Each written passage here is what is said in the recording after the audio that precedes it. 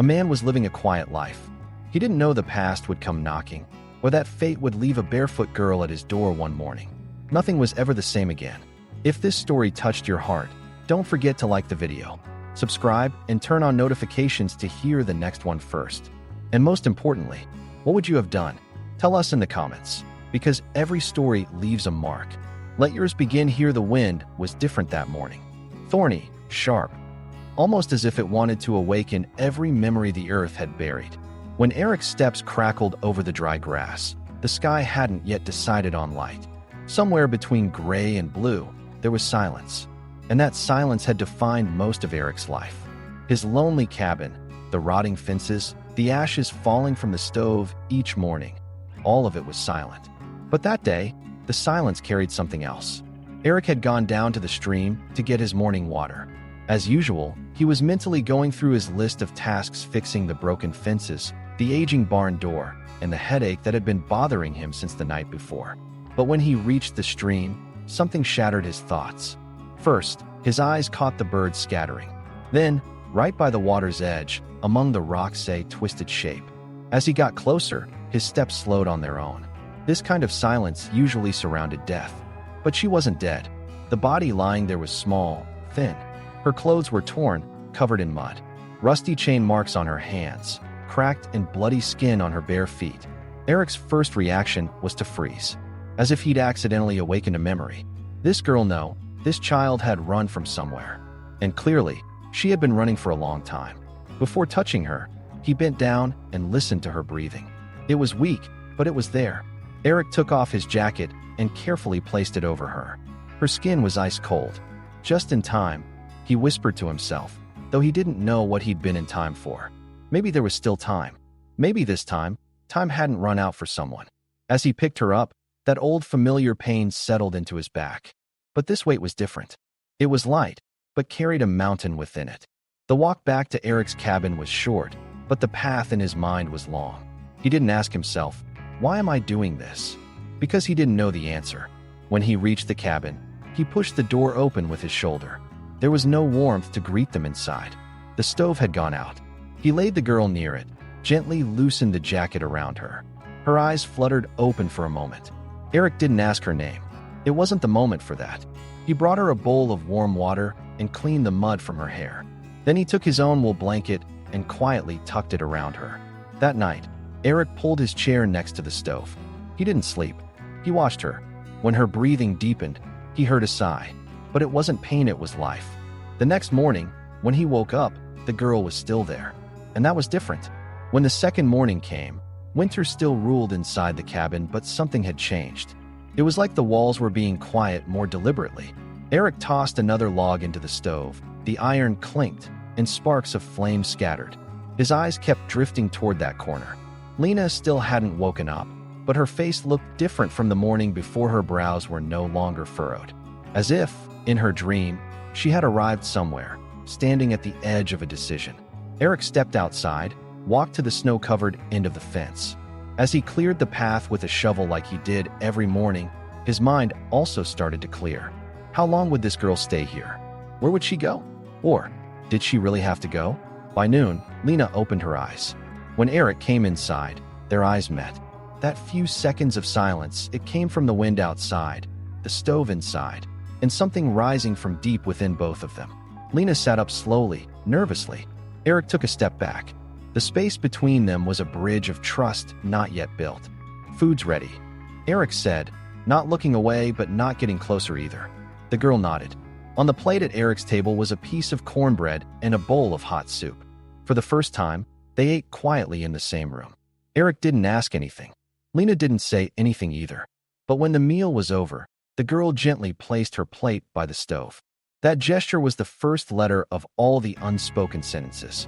All that day, Lena kept watching Eric from the corner of her eye. Eric chopped wood, fixed the gate to the pen outside, fetched water. Every movement he made had a routine, a rhythm. Lena never looked away. She was observing. People only watched like that when they were either afraid or when they were trying to rebuild something. The next day, Lena was wearing an old shirt Eric had given her. She had rolled up the sleeves and covered her back with a quilt. She had brushed her hair. Still, she hadn't spoken a word. but with her small hands, she began sweeping the floors. Quietly, nobody had asked her to, and that, too, was an answer. On the morning of the 5th day, when Eric returned to the cabin, he saw Lena wrapping the injured leg of the horse in the barn. She had found the right herbs and done the bandage herself. Eric paused for a moment. His eyes welled up, but he said nothing, because some thank yous aren't spoken with words. That evening, as they sat by the stove, Lena spoke for the first time. Her voice was rough, like a door that hadn't opened in years finally gave way. "Lena," she said. Eric looked up. "What?" "My name," she said. "Lena." For a moment, silence wrapped around the cabin.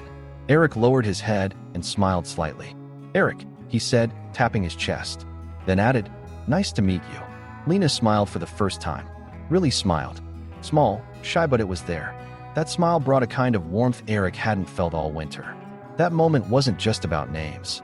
It was a moment where two lonely people looked past the shattered glass of the past and reached for the same window. But that same night, Eric heard a sound from afar. Hooves. A dull crunch echoing in the cold air. When he looked out the window, a shadow moved behind the hill. His heart sped up. He quietly took his rifle and walked toward the door. Lena was asleep, but her brows were furrowed again. In her dreams, maybe she was hearing the past that the sound belonged to. Eric stepped back. Even the shadow of a stranger could cast darkness over this quiet healing. He didn't sleep that night. He placed his rifle next to the stove. The outside wasn't dark. There was something in the darkness, and Eric could feel it. Soon, it wouldn't just be the wind knocking at the door. Eric's mornings were usually quiet, but that morning, the silence meant something else. It wasn't loneliness slipping in, it was a warning. The sky was gray, but not the usual kind of gray. There was something held back in the air as if each cloud was carrying a secret. Eric glanced over at the corner where Lena was still asleep. She was sleeping deeply, but there was a shadow on her forehead. She must have been running again in her dreams last night. When Eric stepped outside, he saw fresh tracks at the gate leading to the dirt road. Hoofprints. Not just one, several horses. It looked like someone had come close during the night or very early morning, then turned back. His eyes narrowed. His instincts told him those prints weren't just left in the soil, they were about to be etched into their lives, too. That day, he did everything more carefully, carried logs more quietly. While calming the horses in the barn, his eyes kept scanning the surroundings. But Lena, she was oddly calmer. She was wearing one of Eric's shirts, scrubbing an old rag with soap in the kitchen area. It was as if while cleaning something, she was trying to wipe away a bit of her past too. Watching her, Eric realized something. This cabin wasn't just his anymore. It was no longer a place for his loneliness, but also a space where someone else was surviving. 2 days later, Eric had to go into town. They were out of flour and salt. Lena stood in the doorway, the wind tossing her hair. "You'll come back, right?" she asked quietly. "Have I ever not come back?" Eric said. He smiled, but the worry inside him didn't match the smile. Town had changed, or maybe Eric was seeing it differently now. The cafe at the corner of the square was still the same, but the looks inside weren't. The town sheriff, whom Eric hadn't spoken to in a long time, started walking toward him the moment he saw him. There was that same old doubt gnawing in the sheriff's eyes. But today, a look wouldn't be enough. "Eric," said the sheriff, "I've heard a few things. Not everything people hear is true. So what is true then? That the lonely man living at the foot of the mountain isn't so lonely anymore." Eric didn't answer. The sheriff stepped a little closer. His voice dropped. "People are talking. A native girl. Comanche, they say. Rumors say she's been seen at your cabin. They don't know what they saw. Maybe. But they know exactly what they feel. And around here, feelings are sometimes stronger than the law." Eric's eyes darkened. "If anyone tries to hurt that girl, I'm here," said the sheriff. "But I can't control everyone." Eric got what he needed that day and headed back without lowering his head any further. When he got home, Lena met him in the yard. Her eyes didn't show peace, they showed expectation. Eric didn't tell her everything, but Lena sensed it. That night, dinner was quiet. But silence no longer meant just being quiet. It held a storm waiting to break. A day later, the storm came. For riders, covered in dust, with eyes sharp like blades, they rode up to the cabin. Eric stood at the door with his rifle. Lena was inside, but the silence now wasn't about hiding, it was about standing one's ground. The man in front, clean clothes, but carrying the dirty stare of any man too clean didn't dismount. "You Eric?" "I am. There's someone in your cabin. Someone with native blood." Eric said nothing. The man continued. "Land law is simple. If a woman's in a man's house, she's either blood or she's married. If not, the people will name it what they will." "What's named," said Eric, "isn't always what's true." The man's face twisted. "The law rests on what people feel, Eric. And the people don't want that girl here." At that moment, the door creaked open. Lena stepped out. Her head was held high. There was no fear on her face, only resolve. Her voice didn't tremble. "If you don't want me here, then give me a reason," she said.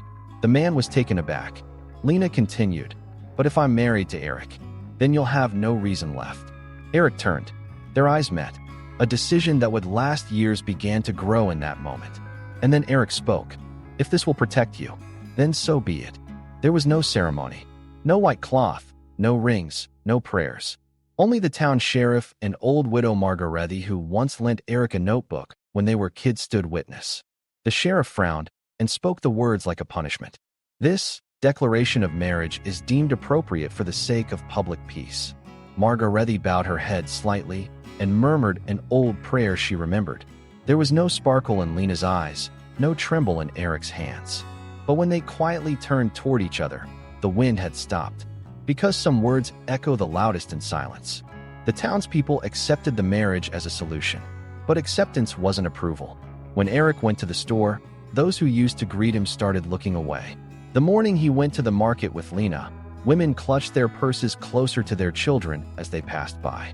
But that same day, glass jars were left on the cabin porch, one filled with homemade jam, another with fresh green beans from someone's garden.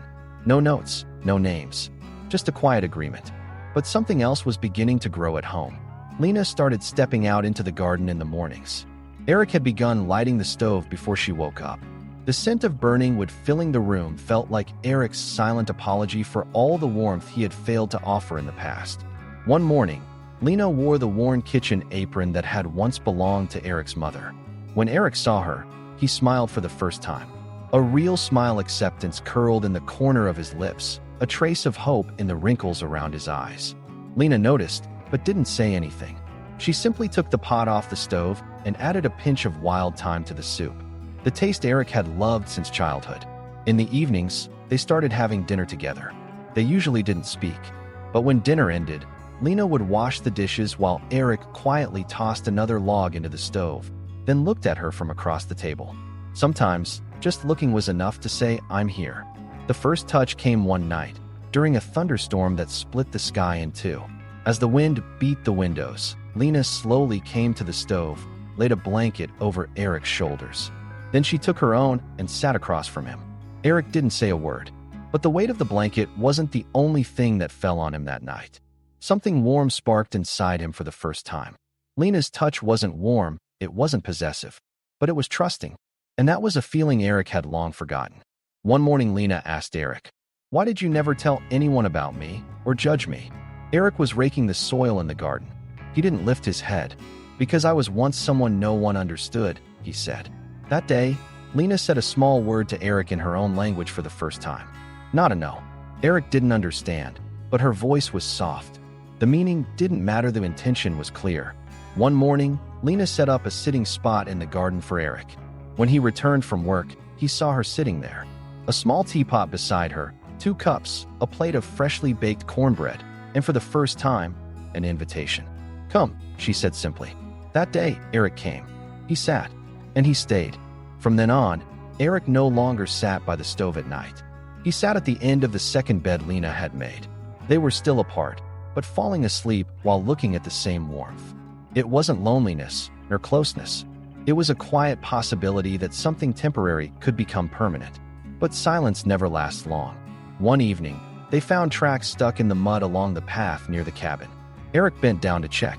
Hoofprints, but not from town. From far off. The wind carried a foreign scent over the tracks. Lena saw the darkness in Eric's eyes. "They found me," she said quietly. It wasn't a question. It was a confirmation. Eric didn't answer. That night, Eric cleaned his gun, and Lena packed a small bundle. But this time, it wasn't to run. It was to stay, because some battles are fought just to hold your ground. The wind spoke a different language that morning. It didn't carry dust, nor did it bring hope. The only thing it carried was a warning. Eric felt it the moment he woke up. The tension within the silence wasn't visible, but it was everywhere.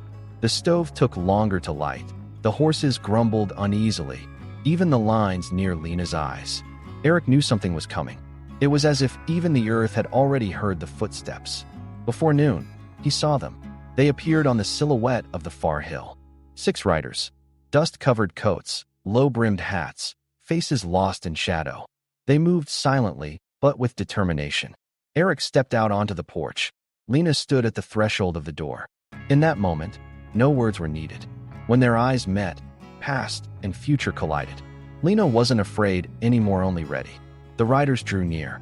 The one in front was shorter than the others, but stood straighter. He didn't remove his hat, but leaned slightly toward Eric.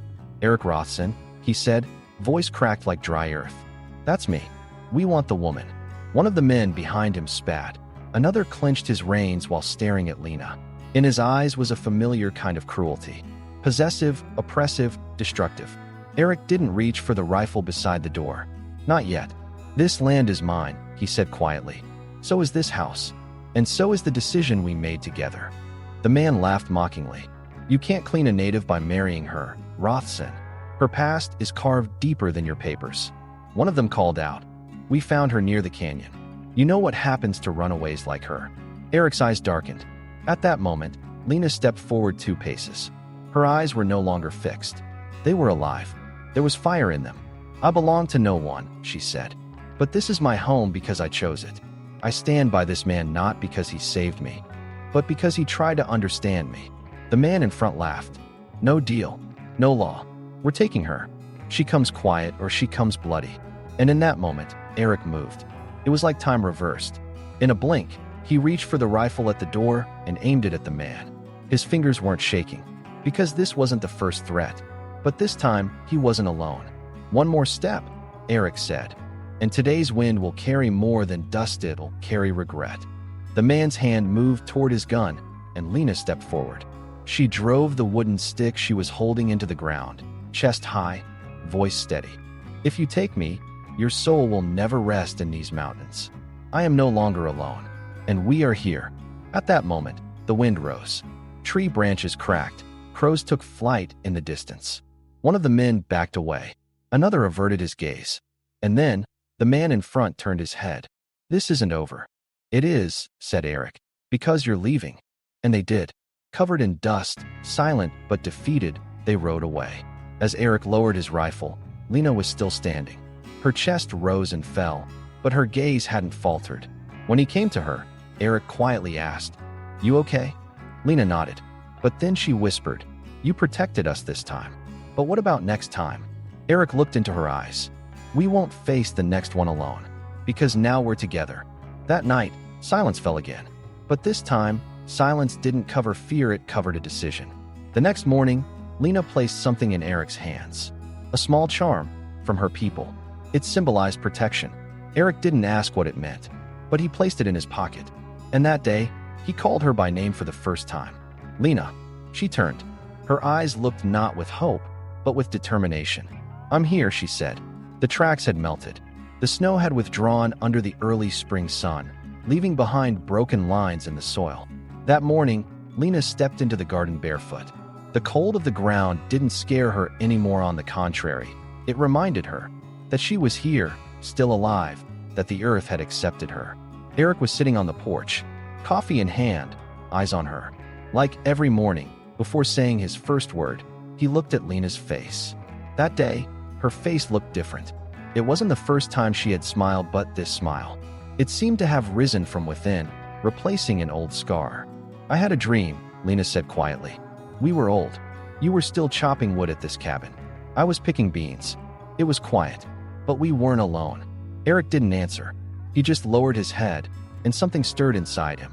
For the first time, the future wasn't something to fear, it was a possibility. That day, Lena opened one of the old trunks.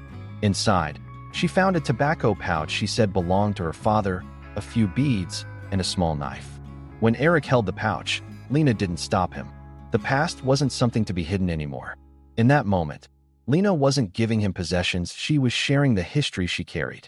"I don't want the weight I carry inside me to wear you down," she said. "I'm not carrying your weight," said Eric. "I'm walking with you." Days passed. Eric built a small garden fence behind the cabin for Lena, a space just for her, but still on the same land. Lena buried not just seeds inside the fence, but the prayers she remembered from her childhood. Some mornings, Eric would hear her whispering softly to the soil. He never asked what she said, because he knew some things grow not through words, but through roots. One evening, Eric came back to the cabin with a small piece of wood. He sat on the chair and began carving it. Lena slowly approached him. In her eyes, there was no familiar question, just a quiet curiosity. "What is it?" she asked. "A hair clip," said Eric. "Cedar wood. Your hair always flies in the wind. But maybe this will tell it. I'm here now." When Lena took the clip in her hand, her eyes welled up. She didn't cry. She simply bowed her head, placed the clip in her hair, and greeted him in her own language for the first time. Metsanivahoe. Eric didn't understand, but he didn't have to, because that greeting was more than a thank you. That summer, Lena opened a new window in the cabin. Eric repaired the roof. One day, they went to the market together. The town was quiet, but this time, the looks were longer, less judgmental. Maybe it was time, maybe it was the way Lena walked tall, or maybe it was the way Eric stood beside her. A child approached them. Without fear, Lena bent down and pulled a small wooden figure from her pocket. "A horse. It's yours," she said. The child smiled. His mother lowered her head. It was a silent acceptance. No big words, but sometimes offering a toy speaks louder than pulling back a judgment. That evening when they returned to the cabin, there was a pouch left on the porch. Inside, dried herbs, a pinch of cornmeal, and a small note. Sometimes silence carries an apology too. That night, Eric and Lena sat outside together. The sky was clear, the stars far away but steady.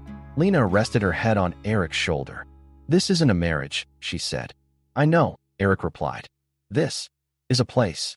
Yes, and that place had no name. But like all things without names, it was deeper.